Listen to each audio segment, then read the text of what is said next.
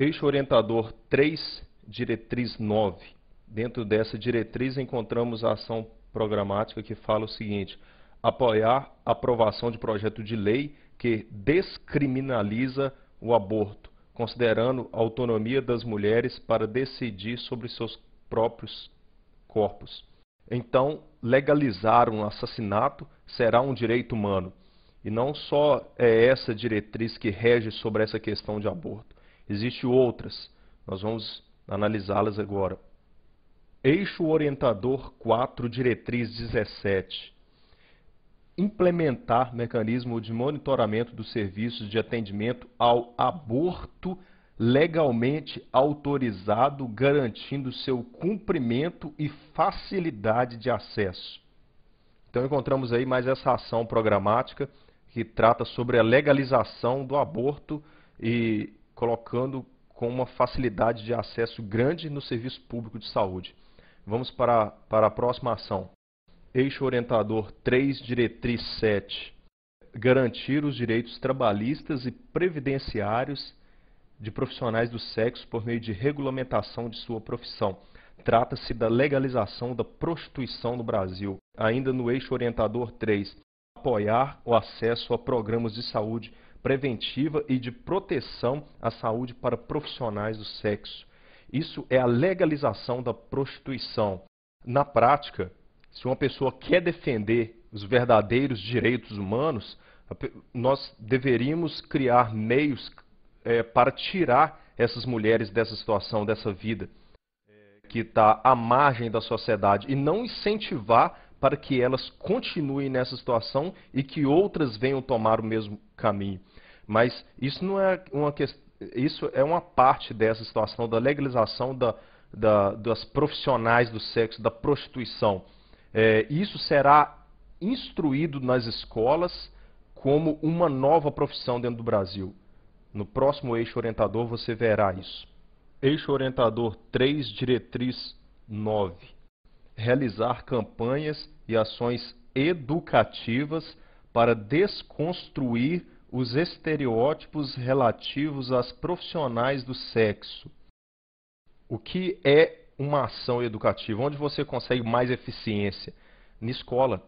Então você vai ter lá a sua criança, sua filha, lá no ensino fundamental, a professora ensinando a ela sobre profissões e perguntando para a turma qual profissão cada um vai querer escolher para o futuro. E dentro de um contexto, dentro desse novo contexto, vai ser instruído que a prostituição será uma profissão tanto quanto qualquer uma outra. Então as crianças serão instruídas nisso. Olhe a malícia que está por trás disso. Coloca uma prostituição apenas como um estereótipo. Você não tem que se preocupar com isso, você pode seguir uma carreira sobre isso. E a prostituição infantil? As adolescentes que são aliciadas e empurradas para essa vida. Isso seria o quê? O estágio dessa nova profissão? Então fique atento a isso. Vamos discutir agora o próximo eixo. Aliás, ainda no eixo orientador 3, realizar campanhas e ações educativas para desconstrução de estereótipos relacionados à identidade e orientação sexual. É que as crianças não vão poder serem instruídas, serem educadas, com nada que venha a dar a entender que o menino é um menino e que a menina é uma menina. Isso é a prática de você realizar uma campanha educativa para desconstruir estereótipos de identidade e orientação sexual. O menino ele não pode nada levar ele a pensar que ele é um menino e que menina é uma menina. Isso é só um estereótipo que tem que ser desconstruído na nossa sociedade. E a próxima proposta é ainda pior do que essa. Ainda no eixo orientador 3, reconhecer e incluir nos sistemas de informação dos serviços públicos todas as configurações familiares construídas por lésbicas, gays, bissexuais, travestis, transexuais, com base na desconstrução da heteronormatividade. Apesar da palavra heteronormatividade não existir nos nossos dicionários, eu vou explicar o que ela quer dizer. Hétero, relacionamento entre homem e mulher entre mulher e homem, entre sexo oposto.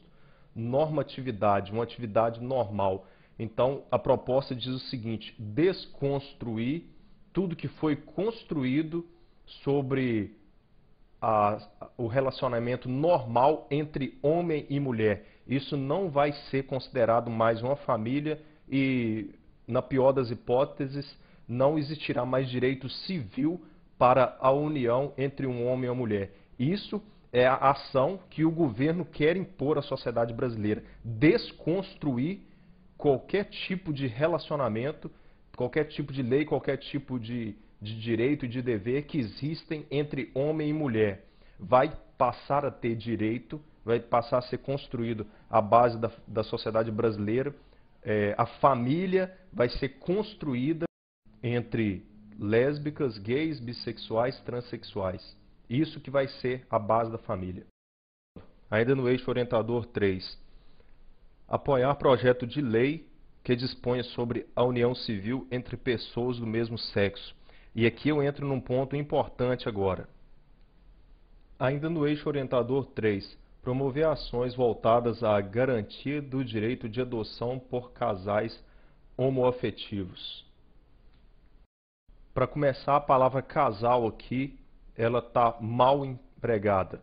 A palavra casal quer dizer união entre pessoas de sexo oposto, entre homem e mulher, entre macho e fêmea. Então, é antagônico você falar casal homoafetivo.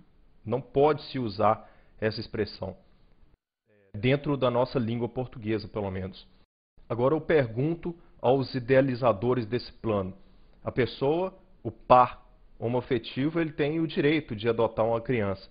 Mas alguém já fez algum estudo sobre o impacto psicológico para essa criança que será adotada por esse par homoafetivo? Eixo orientador 3, diretriz 10, logo abaixo aqui. Essa diretriz rege o seguinte: desenvolver mecanismos para impedir a ostentação de símbolos religiosos. Uma minoria que não tem nenhuma crença a nada, muito menos ao valor humano, ao valor moral de uma sociedade, querem impor dentro de um país cuja população 92,8% são cristãos, proibir a ostentação de um símbolo religioso. Se você pertence a alguma igreja, existe uma placa ali fora com o nome da igreja, isso poderá ser caracterizado como um símbolo religioso. A Bíblia, no seu ponto de vista, é um símbolo religioso, então a Bíblia poderá ser proibida. O pastor da sua igreja, o padre, são símbolos religiosos se são esses ofícios, essa atividade de pastor, de padre, poderá ser proibida, se for reconhecida como um símbolo religioso. Eixo orientador 4, diretriz 17, a última aqui em vermelho, nos diz assim: